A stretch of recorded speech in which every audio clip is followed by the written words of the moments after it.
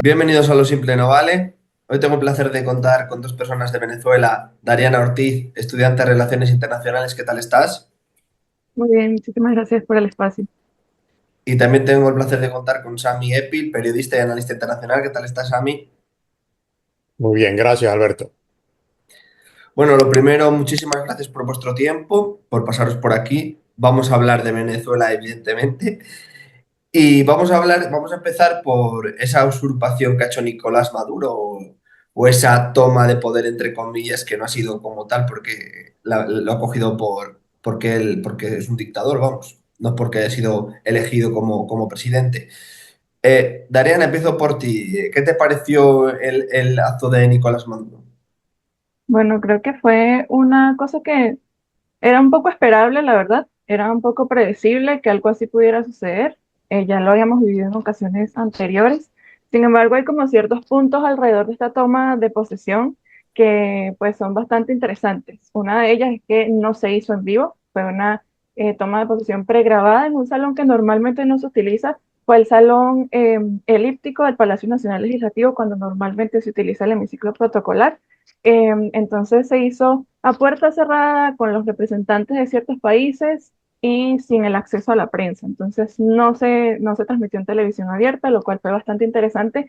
Y dentro de la ciudad capital se hicieron movilizaciones de personas, digamos, militantes de Maduro, pero a ver la proyección en una pantalla. Entonces eso fue bastante interesante porque no se hizo de manera pública y abierta como normalmente se hace, lo cual evidencia pues que ciertamente había cierto recelo, cierta preocupación de que pudiera suceder ese día, porque pues es realmente evidente que es una usurpación del poder y ellos están totalmente conscientes de eso. Por lo tanto, es bastante interesante esos puntos y bastante interesante que a pesar de que nombraba que había representantes de muchos países, 125 países, decía, en realidad no pudo mencionar específicamente qué países y los que sí se conocen, digamos, mandatarios específicos que sí asistieron a la toma de posesión o a esta usurpación del poder, pues fueron los de Nicaragua y los de Cuba también. Entonces, bastante interesante que pues estos países con democracias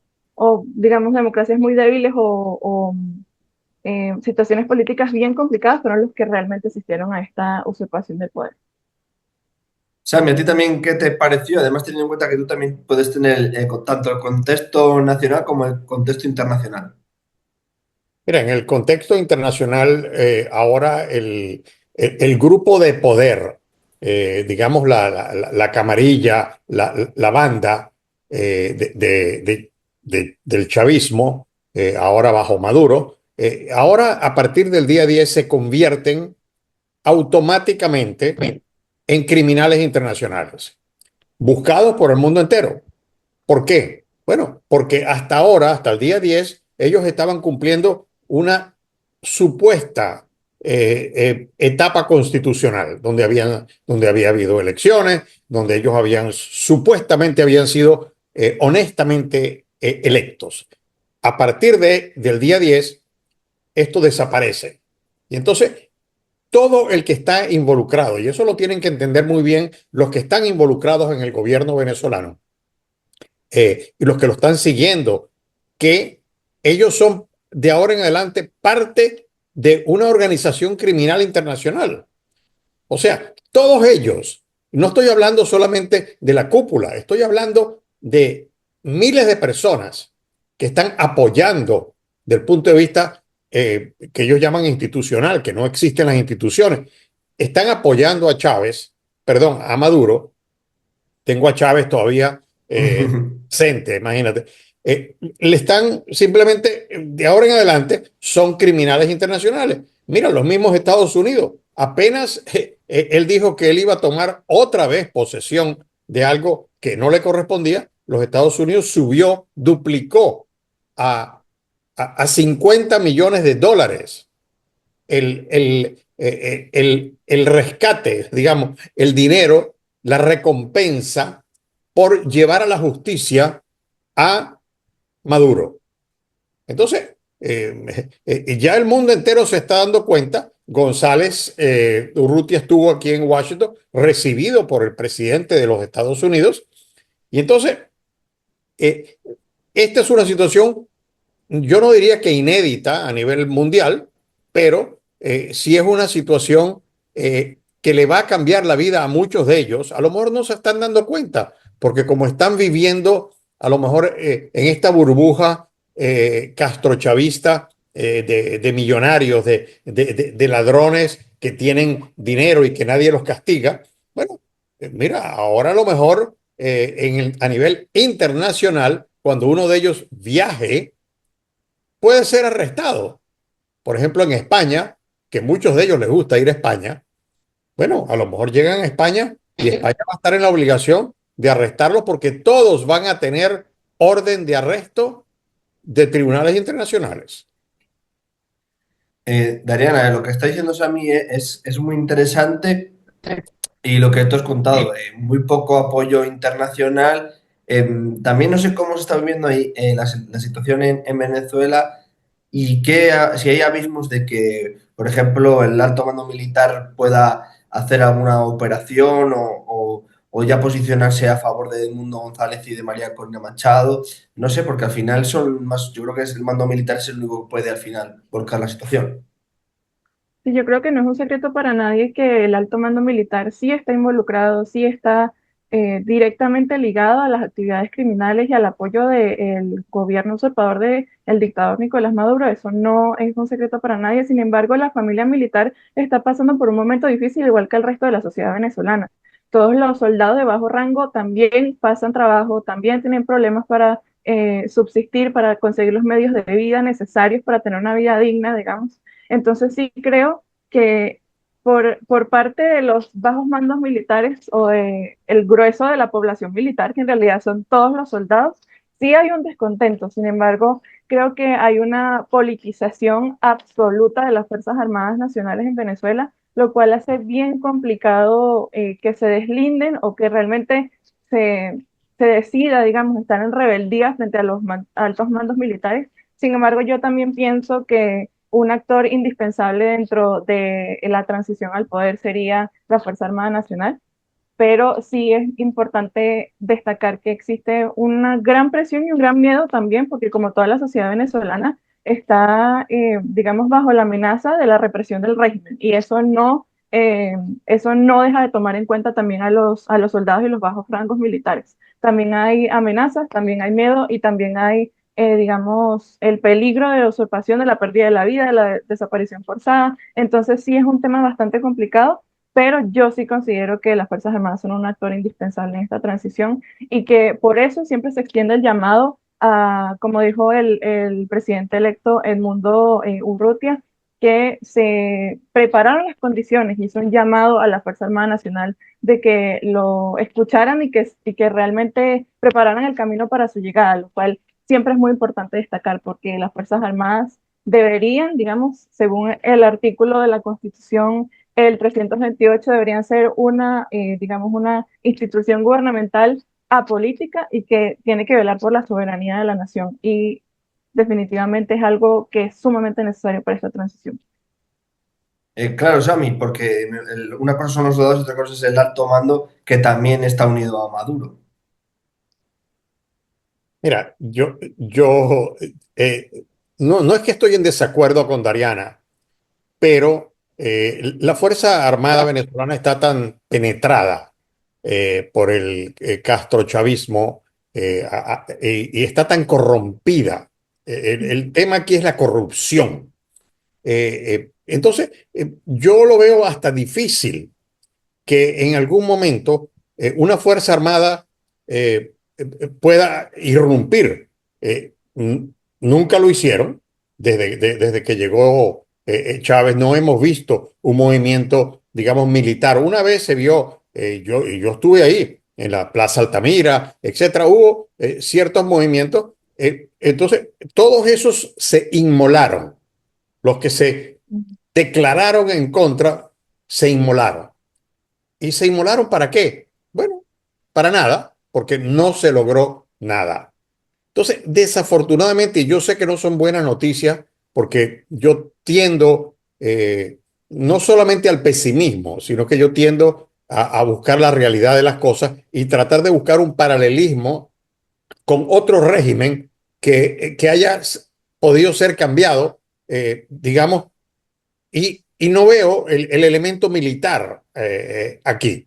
Yo creo más en el elemento internacional. Y en esto no estoy hablando de la intervención internacional, pero es posible la intervención internacional, porque aquí se trata, como dije anteriormente, de una banda criminal que se apoderó de un país. Entonces no estás yendo a perseguir a un gobierno o a un régimen. No, si ocurriese alguna intervención de algún tipo, sería contra una banda criminal internacional que tiene que ser erradicada. Entonces, yo creo más en la parte, y luego, obviamente, la parte interna se sumaría a este tipo de cosas, pero tiene que ocurrir un conflicto.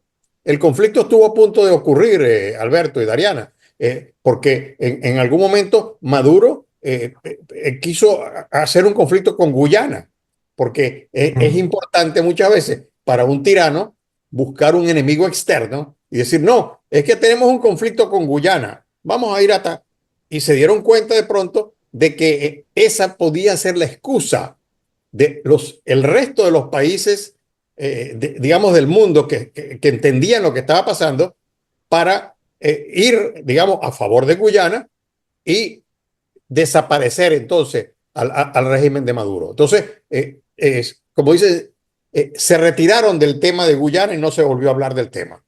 Entonces, yo creo en el tema internacional como una de las posibles soluciones. Claro, pero ahí tendría que presionar algo más Brasil y Colombia, ¿no? Tendrían que, se posicionan un poco, pero yo creo que tendrían que tomar acciones más determinantes para que pudiera darse un vuelco a la situación. Sí, pero ahí tienes y esta es la gran paradoja digamos, de los pueblos. No es una paradoja simplemente del gobierno, una paradoja de los pueblos que elegimos gobernantes que no nos sirven y después lo seguimos eligiendo otra vez. Y uno dice, bueno, ¿qué es lo que nos está pasando a los pueblos que viendo exactamente, por ejemplo, los colombianos viendo exactamente lo que estaba pasando en Venezuela durante casi 20 años, el desastre de Venezuela, que Venezuela había sido el recipiente de millones de colombianos que habían venido a trabajar a Venezuela, de pronto era al revés, los venezolanos yendo a refugiarse en la hermana, porque son nuestros hermanos colombianos, y dándose cuenta de lo que está pasando, y deciden elegir a alguien muy parecido, pero no es que muy parecido, es que casi parecido a Chávez, a un guerrillero, a un hombre que había secuestrado, que había muerto gente, que había... entonces uno dice, bueno, ¿cómo los colombianos hicieron esto? ¿Cómo decidieron suicidarse teniendo el ejemplo de Venezuela al lado? Entonces, estas son las paradojas que a veces los analistas nos parecen increíbles. Por eso muchas veces decimos que estamos ante un cambio civilizatorio, porque pareciera que la civilización está cambiando de una manera que están aceptando una realidad alterna, ni siquiera la verdadera realidad, sino una realidad alterna que les están proponiendo, la aceptan teniendo la realidad enfrente, escogen otra que no existe. Eso es muy preocupante a nivel mundial por lo que está pasando hoy en día. Dariana, si quieres tú también, porque le he mencionado también Brasil, el papel de Lula da Silva, también, ¿qué te parece? El procedimiento de Brasil. Creo que hay un cambio un poco del discurso de Lula, por ejemplo, donde ya se vuelve un poco ambiguo, donde ya se denuncia el fraude electoral, donde ya se denuncia como que las irregularidades. Sin embargo, pienso que, como usted acaba de mencionar, no termina siendo suficiente aún como para poder, digamos, que la presión sea tanta que realmente el régimen pueda ceder. Entonces sí creo que es de suma importancia que la presión internacional siga existiendo definitivamente y creo que ahora con la consolidación de la usurpación del poder, Maduro ya se vuelve también un compañero, digamos, un aliado un poco difícil con el que lidiar porque ya no tiene buena reputación a nivel internacional, porque ya tiene demasiadas sanciones. Entonces creo que eso dificulta al régimen mantener el status quo y mantenerse en el poder, aunque todavía tienen el poder, sí creo que sus aliados un poco se la van a ver más complicada en este momento porque ya es algo totalmente evidente, porque Maduro se acaba de juramentar sin ningún tipo de pruebas digamos, de su victoria, y además, pues sí, está cambiando un poco el discurso dentro de los aliados, al menos de acá de Latinoamérica, los vecinos Colombia y Brasil, y creo que eso también puede ser como, digamos, algo que agregue a la presión internacional que puede ser clave para que realmente tanto la presión externa como interna haga que explote definitivamente y que se sea el régimen para una transición negociada, que siempre es lo que ha dicho la oposición. Nunca se ha dicho como todos se van a ir al cipote, para nada. Siempre se ha hablado de una transición negociada porque es necesario que eso suceda para poder un poco motivar a los adeptos al gobierno o a la usurpación del gobierno de Maduro de salir sin, digamos, con ciertos alicientes. Claro, ahora María Corina Machado y Edmundo González, ¿cuál debe de ser su estrategia o cuál creéis por dónde puede tirar para intentar el cambio? Sam.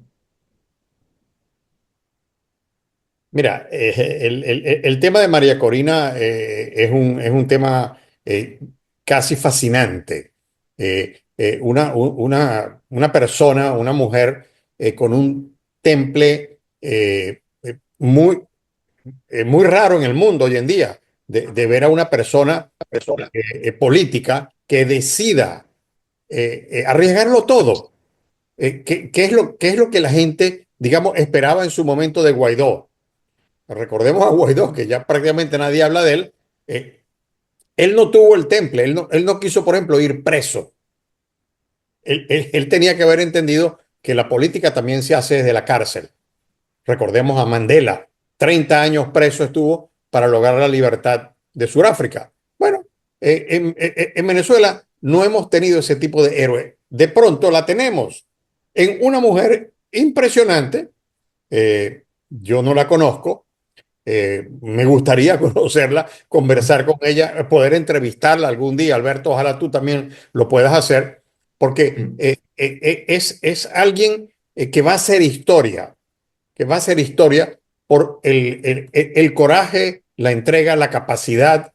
Eh, Mira, ella inteligentemente, el punto es, se dice, los que la conocen, que está prácticamente a nivel de genio porque tiene una capacidad de análisis global interesante. Ella podría ser un gran catalizador, no solamente para la situación venezolana, sino a lo mejor va a nivel mundial. Tener un líder que tenga esa capacidad, que tenga esa entrega, eso es muy raro hoy en día, porque los políticos hoy en día lo que están buscando es reelegirse nuevamente y seguir, digamos, gozando de los beneficios del poder. Lo estamos viendo en el mundo entero. Eh, Mm. en Venezuela tenemos esa posibilidad con María Corina, pero no sé cuál pueda ser el futuro de ella. Es incierto. Daniela, ¿cuál es tu opinión también? Definitivamente estoy de acuerdo con el señor Sami. Creo que ella es una representante que ha demostrado ser consecuente en toda su carrera política, que ha demostrado que siempre ha dicho la verdad. Creo que eso es algo muy importante dentro de la política venezolana y el aprecio de la sociedad venezolana respecto a ella.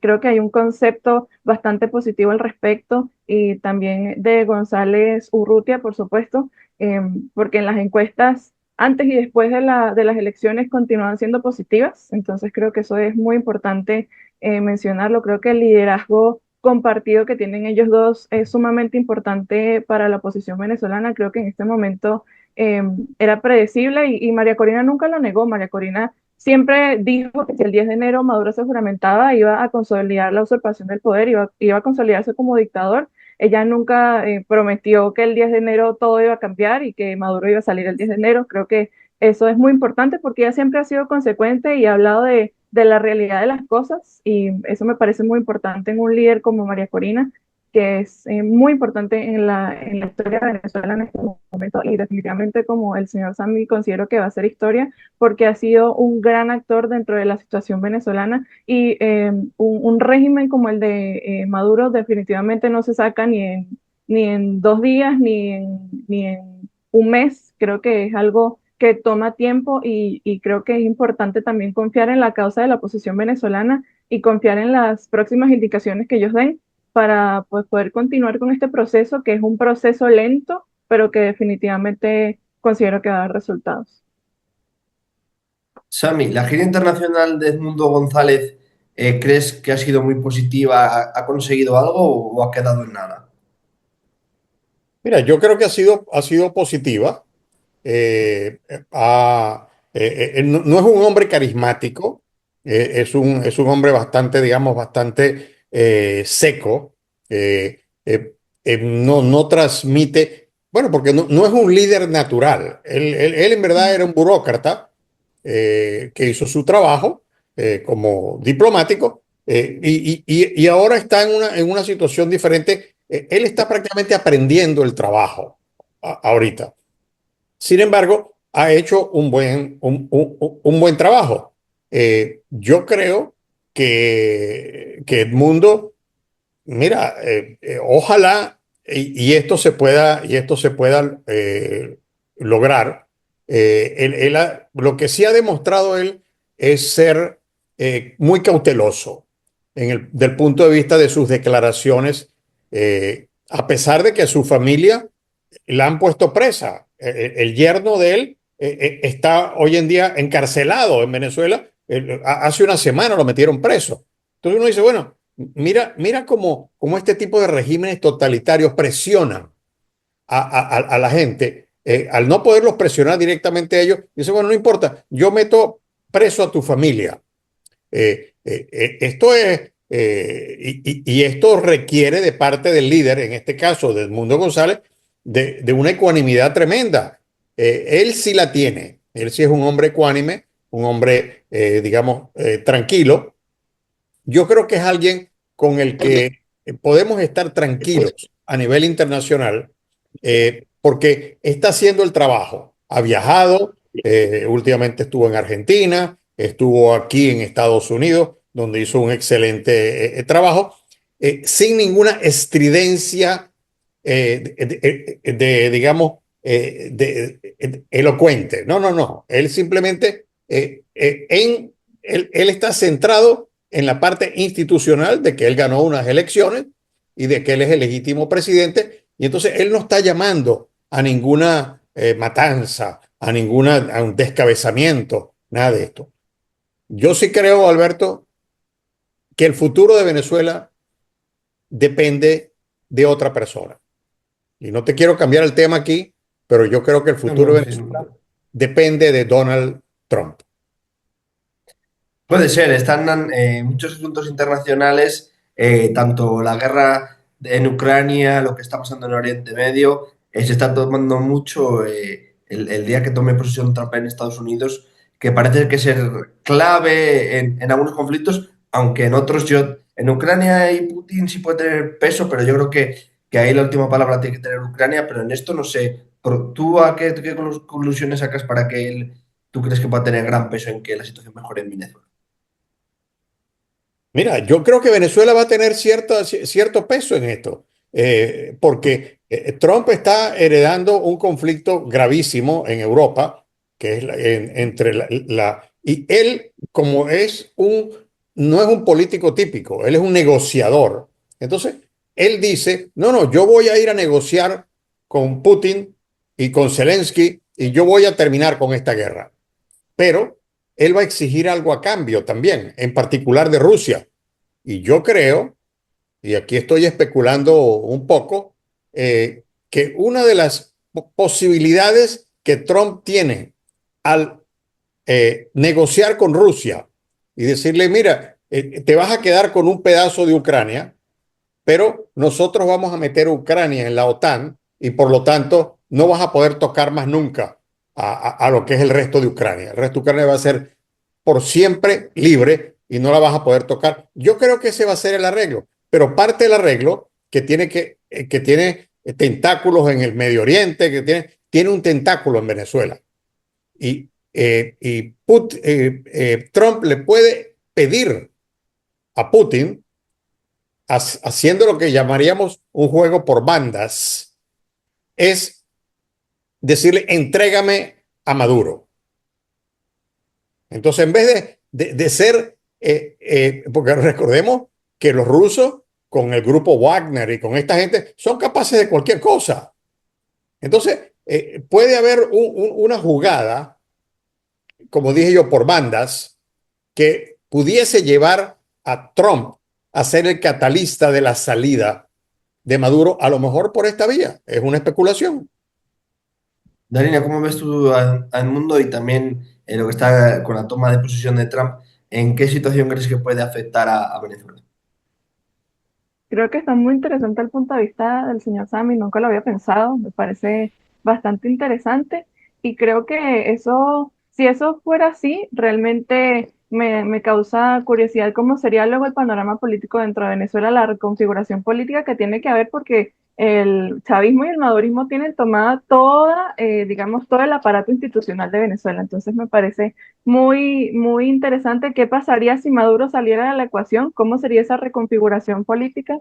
Creo que eso es algo para estudiar definitivamente y creo que sí, Trump muy de frente, como siempre es él, muy frontal, ha expresado su apoyo a María Corina, llamándola una activista por la democracia y a Edmundo González como un presidente electo. Creo que eso me parece bastante importante porque el apoyo de Estados Unidos, digamos, como potencia dentro de la configuración internacional siempre va a ser muy importante para lo que suceda, digamos, a nivel interno y más que todo en el tema de Venezuela, que tiene no solo una crisis política interna, sino que también afecta muchísimo a la región entera por el tema de las migraciones masivas. Han sido 7.7 millones de venezolanos que hemos salido de Venezuela y definitivamente creo que la crisis política también tiene mucho que ver con esa migración y cómo los países gestionan eso. Entonces creo que también la posición de Trump respecto a las migraciones puede tener que ver con esa especulación del señor Sami, me parece súper interesante como una manera justamente de subsanar